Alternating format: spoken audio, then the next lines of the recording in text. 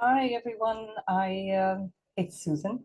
I hadn't planned on doing the video today, but given the really dramatic news of a surprise attack on the state of Israel by Hamas and associated armed forces in Palestine, I wanted to show you the power of transits in the astrological realm. And of course, this can apply to us individually as we look at our own chart, but to nations as well. It's really quite an extraordinary chart, as can be expected at a time of something so incredibly impactful. We'll start at the top of the chart just for the sake of form.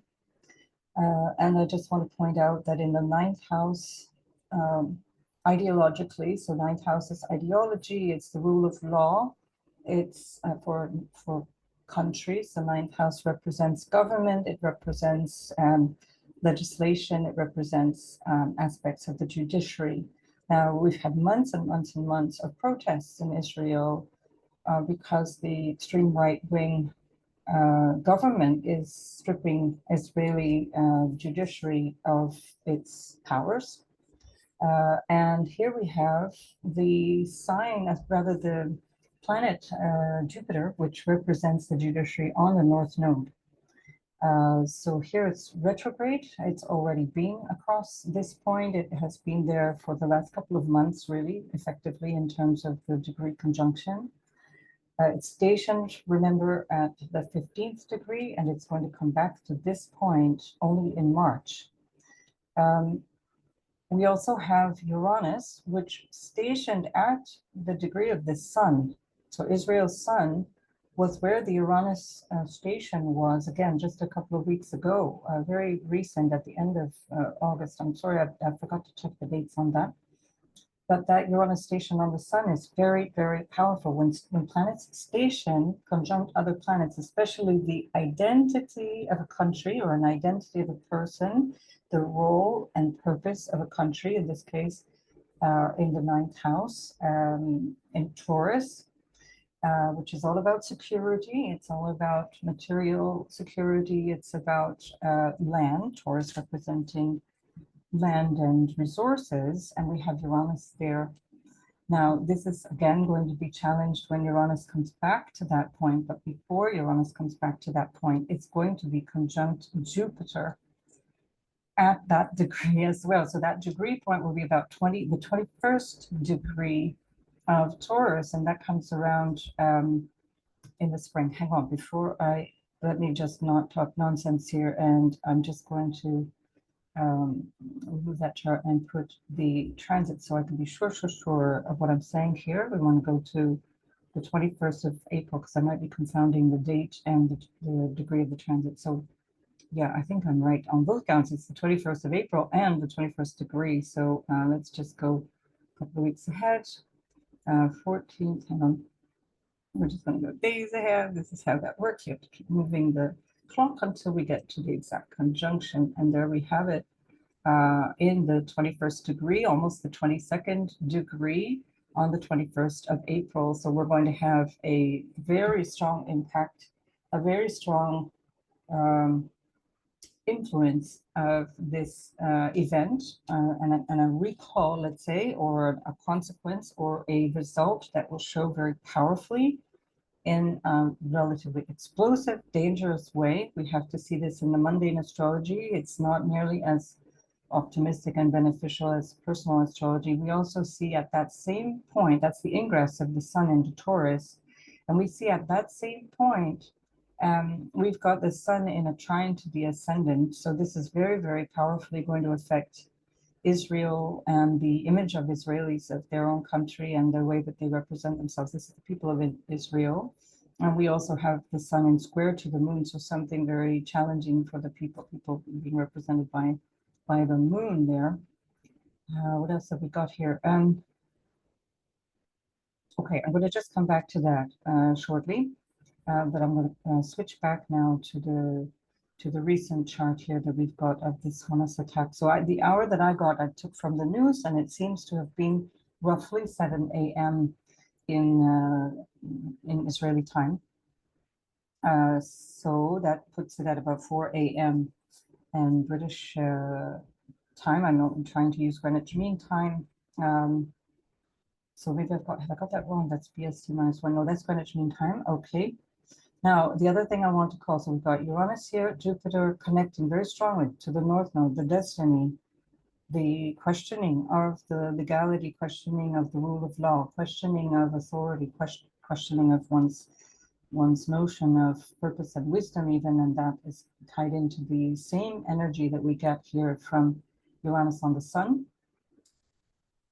We have Venus in a very powerful position. Venus is ruling Uranus and Jupiter. Venus, of course, also ruling the South Node, which is entering into the second house of resources, again, of money, of resources of all kinds.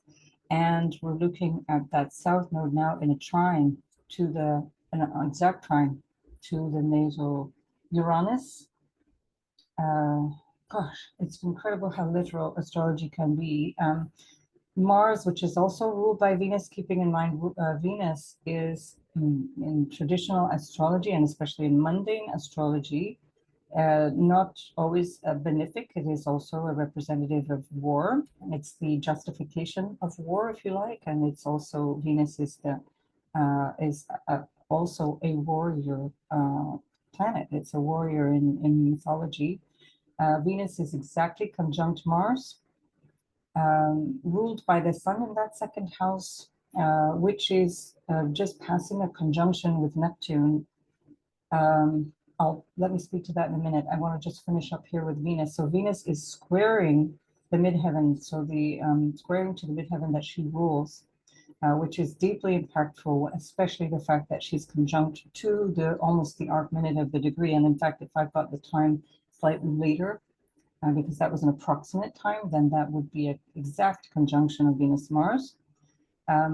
Venus is still in this sextile to the Mars by transit that she's ruling, and Mars itself is in a strong building into a strong sextile with the natal Mars. So this is huge. Venus is in the house of stealth and hidden enemies, keeping in mind she's ruling that North Node and the midheaven Sun in the 9th house and ruling the transiting Jupiter, transiting Uranus. An extraordinary experience here, an extraordinary situation. We have Saturn, which is exactly conjunct the descendant, opposing the ascendant of Israel. Retrograde Saturn is going to be moving over this point until the early part of the spring. Actually, no, let's call it late winter, so in Northern Hemisphere lingo. That is an intense reworking of one's relationships. Saturn in the 7th, an intense reworking of one's, let's call it connections, and of course oneself, and a reshaping of one's identity. Saturn for Israelis rules the 5th and 6th houses, and in the 5th house we find Pluto, which is coming up to what would be its 3rd trine of the midheaven. So we've already had the trine of the midheaven that would have happened in February, March. That was around the time, building up to that period of time where there were protests in the streets just every single day, people, thousands, tens of thousands of Israelis out in the streets and radically protesting, vehemently protesting the very strong right-wing government and the what do you call that? The restriction on legal rights.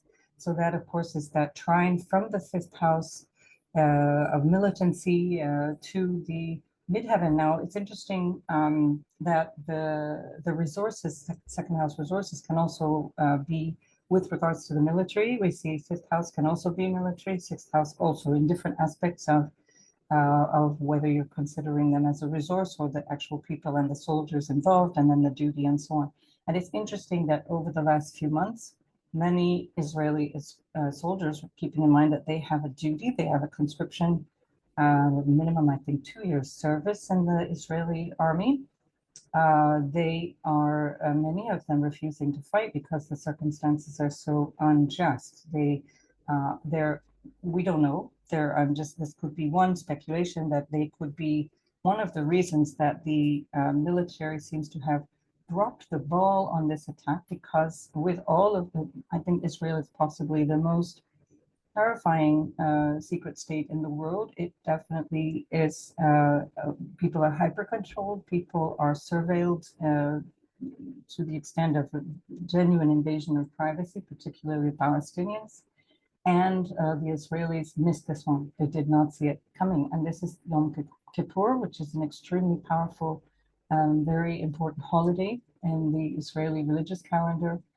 And the Yom Kippur War of 50 years ago, 1973, was also a surprise attack. Now, this implies that these preparations have been underway for a very, very long time. We're going to find out more as months go on. I don't think we'll find out much more in the days and weeks ahead. It'll be a long time before we understand the full implications of this. But just keeping in mind that Venus was in the house of secret enemies, hidden enemies, potentially self-undoing as well, keeping in mind she's squaring that ninth house, which is going through this process of judicial review, and that was since the 5th of June. The other thing to keep in mind, of course, is that Pluto is moving up to its opposition again to the moon, and that, of course, implies the public, the populace, the people of Israel being put under immense pressure. And that we already saw. We would have had an inkling of that, not very strongly, because Pluto only got into the first half degree of Aquarius in the spring, say end of March, April, May, early June. But that inkling was already showing us that there was this immense tension and frustration building around the people. Now Pluto is going to highlight that as of 2024. So when Pluto moves back in the sixth house in Aquarius, it is going to demonstrate what it was intending in terms of the change of the population, the people, what the public feel and think. Keeping in mind that trine, the Pluto trine, becomes exact in the end of the year, sort of November, December, January, February. It's going to continue into probably April, May, where the trine still remains active, although Pluto will have moved out of its exact trine. Now it will come as far back? It comes almost to that 29th degree one last time between September and November 2024. So Pluto is not done changing Israel. The midheaven being how the country sees itself and how it shows itself to the world. Its main way of acting. And again, keeping in mind, Taurus, it's about security, it's about resources, it's about material and other land-related security. Gosh, there's so much to this chart. It's just hard to grasp, actually. So the ruler of the chart is semi-sextile in the ascendant. So the ruler of the chart is Mercury, which rules Virgo. And that Mercury is in a semi-sextile, moving away from that semi-sextile, but still very strongly active. And Mercury itself is squaring Venus in Cancer. And so Mercury square Venus is also another turnaround, a turnabout in terms of one's relations, in terms of one's relationships based on values. Venus is in the 11th house, which is also related to government. It's related to the motivations of government. That is also related to Congress, or what you could describe as the executive arm of the government. 10th house being the 10th house is the executive arm, and the 11th house being the legislative branch. I've forgotten what they call it. I think it might be the Knesset, but I'm not sure if I've got the right term there. If you're familiar with these terms, then you can put that in the chat. Yeah, so Chiron is at the 17th degree, building up to the towards the 18th, though it's moving retrograde again away from the 18th degree. Chiron is in wide opposition. That's still, what is that, like 3-4 degrees away from the sun. Nonetheless, a very impactful influence, because we're looking at the second eighth axis.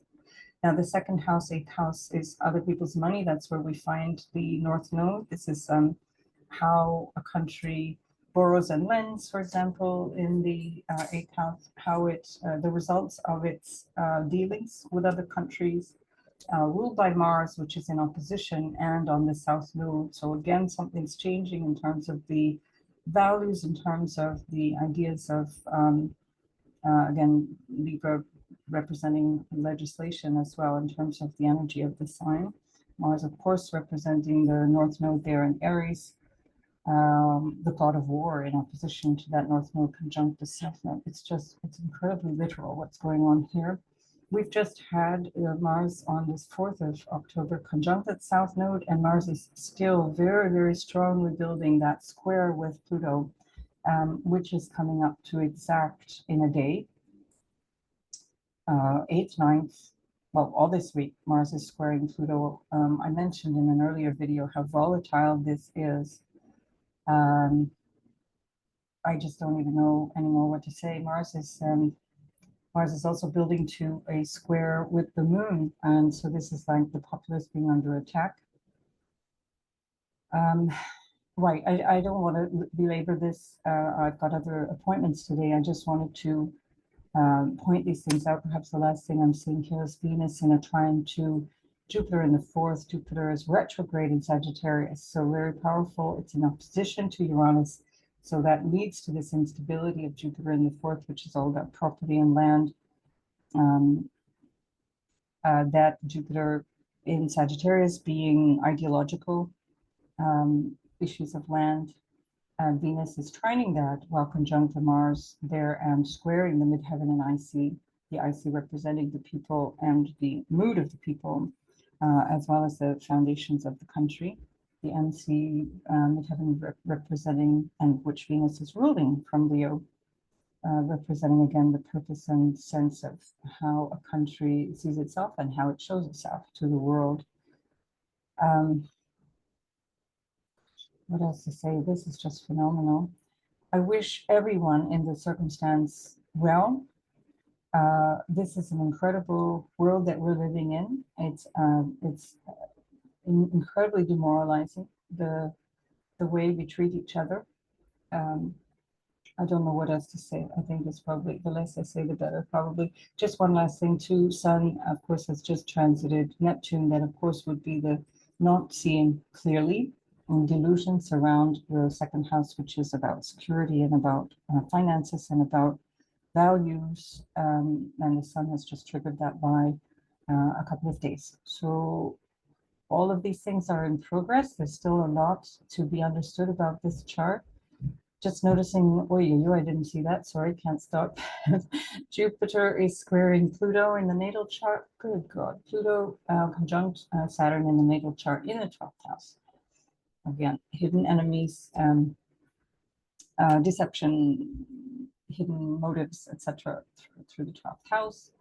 And that Jupiter is triggering that from its now retrograde transit. It already triggered Pluto when it was moving direct. Now that would have been during the summer. So we were looking at Jupiter station on the 4th of September. That means that through July and August, Jupiter was in range of square. At the same time, it was building up to its conjunction with the North Node, and the opposition, of course, to the South Node ruled by Mars. Gosh, when Jupiter, of course, is squaring, still squaring, moving away from a square to Saturn. And I think that we're looking at a particularly volatile time when Jupiter comes back to these degrees and revisits all of this. Things are going to be hitting the proverbial fan. And I also see that when Mars ingresses, let's go back to the transits. When Mars ingresses day by day. When Mars ingresses Scorpio, keeping in mind that Mars is ruling Scorpio, very powerful there, ruling that 8th house North Node, and an extremely influential energy at the moment in its strength. Mars will start to build by, let's say, November, end of October, by the eclipse of the 28th, particularly.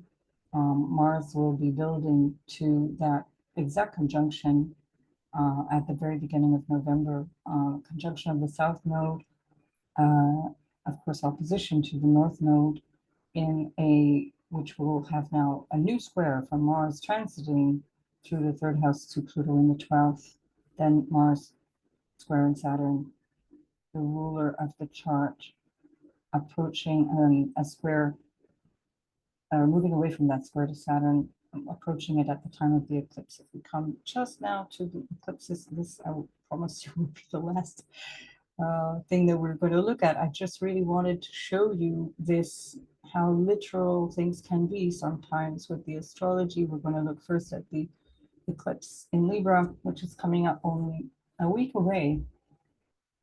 What is this telling us now? We've got Venus then crossing the ascendant. Lilith is exactly conjunct Mars. And we still have that conjunction, of course, of Uranus on the Sun and Jupiter on the North Node. And now Saturn is just moving away from its conjunction to the descendant. Pluto, of course, is now direct and then moving towards its opposition to the Moon and moving closer and closer to its exact trine with the midheaven. Mars would be building up to a trine to Venus as well in that eclipse. The last one we'll have a look at is the 28th of October eclipse. So that eclipse is happening in that space between Libra and Scorpio. And remember that that recalls very strongly what was going on in April and May at the time of those eclipses, and even at the Jupiter North Node conjunction of the 31st of May, 1st of June. So we do have a few things here that just continue to recall what I've just described. Nothing, my quick glance doesn't really jump out at me. Now I'm just seeing here, this will still be applicable now as I'm talking, but the Neptune squaring Uranus is also Neptune in the 7th house is not seeing one's relations correctly, not being aware. That is again very literally what has happened. It's not having been aware of what was being developed and planned, and in fact would have required an immense amount of planning and also cooperation between a multitude of different forces, not just Hamas. It wouldn't have been possible only if Hamas were to do it for political reasons. Which I won't go into. Okay, so I'm going to leave it at that. I wish everyone concerned long life and good health. The potential here is that this changes things. People have a sense of enough is enough. I suspect that's not going to be the result we see. We don't usually see the most elevated results in mundane astrology, and especially when self-serving politicians are not looking out for their country's best interests. Okay, bye for now.